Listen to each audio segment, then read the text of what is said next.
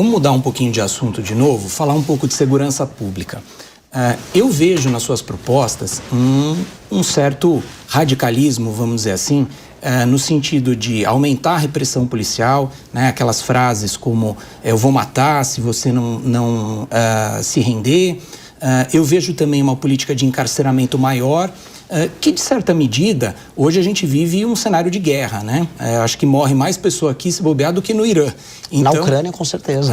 Então, a gente até entende esse radicalismo. Agora, para além disso, existe uma outra questão que é a preventiva, porque o Brasil não tem hoje um efetivo policial, principalmente pelos estados, para dar conta de toda essa criminalidade. E a gente sabe que a criminalidade graça, reina, ela germina quando o Estado não se faz presente. A gente vê várias operações ali no Rio de Janeiro, com repressão dura, a polícia sai de lá, o crime volta em pouco tempo. Por quê? Porque não há ocupação ali dos espaços, né? E aí entra num ponto, diz que tem um ditado alemão que fala que o diabo mora nos detalhes, entra num ponto que é o seguinte: será que não é hora de reforçar mais as guardas municipais? Elas têm inteligência, têm câmeras, estão interligadas a serviços públicos, como hospitais, por exemplo, onde os bandidos chegam lá. Muitos municípios têm mais guarda municipal do que policial. Tem mais equipamento, mais viatura. Se olhar aqui na Grande São Paulo, você vai ver que os municípios ao redor têm mais efetivo que a própria Polícia Militar. Então, para além das suas ideias que a gente conhece, eu quero que você fale um pouco sobre a municipalização ou não da segurança pública, se você concorda ou não com esse ponto. Primeiro eu vou chegar na premissa. Eu não acho que o meu discurso seja radical. Eu estou falando de implementar na parte, vamos dizer, de penas, né, em termos de direito penal, e também na lei de execução penal, coisas que países calmos e tranquilos de primeiro mundo fazem. E também vou concordar com você que é uma guerra, e nessa guerra a gente está perdendo. A municipalização, o uso das guardas civis, vamos falar o uso de câmeras e sistemas, como a gente tem o Smart Sampa aqui em São Paulo. Eu visitei uma versão dele em Pouso Alegre, sensacional, ajudam demais. Mas isso, se não for acompanhado paralelamente nas mudanças nas leis penais, nas leis de execução penal, com institutos de progressão de pena, maluquices, ou mesmo um juiz de garantia que dá uma canetada e não deixa o cara ser preso, faz com que o policial pegue o bandido vai, é detido e volta a cometer o crime logo em seguida. Então, a mudança das leis penais, elas não são radicais. Elas são apenas a constatação de uma realidade, que hoje, mesmo quando a gente tem a tecnologia, a gente não tem um sistema de incentivo bacana que faça o bandido ter medo de ser preso. O bandido hoje, ele sequer tem medo de ser pego, quanto mais de ficar muito tempo na cadeia. E quando chega na cadeia, ele ainda tem uma espécie de um seguro de vida, que é o seguro de ser um faccionado, em que ele está protegido lá dentro.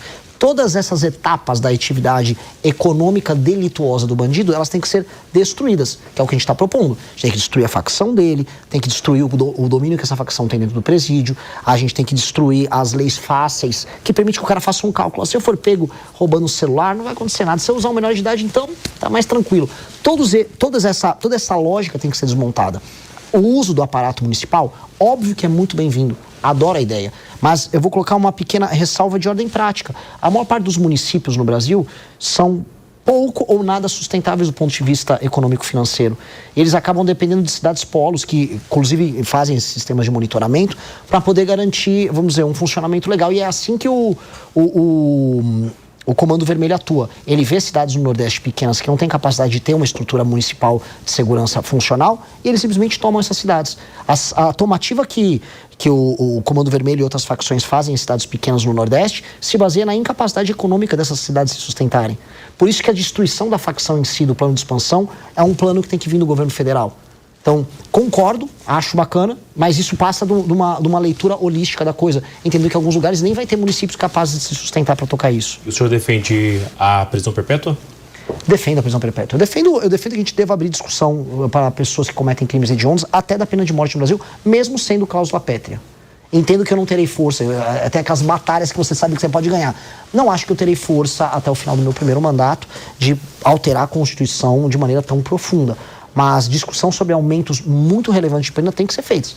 Porque hoje um bandido se sente muito seguro cometer os crimes que ele comete. De forma geral, ou para algum líder de facção, líder de algum segmento, ou para todos que cometerem esses crimes dentro faccionado, um líder de uma facção, na minha visão, ele tem que ter prisão perpétua e nunca mais sair, porque ele é um perigo para a sociedade. Existe um perigo, claro, só da existência dele, do convívio social dele.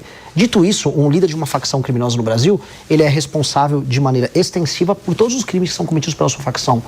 Portanto, esse cara, na ficha dele, o que direto ou indiretamente não passou de pedidos de assassinato, assaltos a uma armada, roubos, estupros, ocupações territoriais.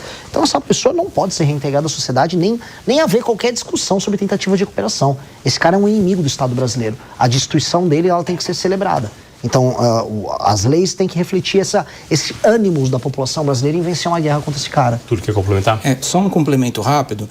Eu, como o Acácio, sabemos que esse tipo de proposta, quando mexe em cláusula pétrea, não pode ser feito nem por emenda constitucional. Sim. Eu não estou dizendo que eu sou contra ou a favor da pena de morte, mas eu digo que para isso é preciso refundar, é preciso de uma nova Constituição, é preciso de um processo revolucionário mais profundo para implementar essas ideias. Você está disposto a levar adiante uma ideia dessa envergadura, de reformular por inteiro, de nós temos uma nova Constituição, porque muito das suas ideias vai passar inevitavelmente por isso. As ideias todas que eu trouxe aqui, tirando a parte da pena de morte, essa discussão que é importante, todas elas podem ser alteradas por PEC ou projeto de lei normal.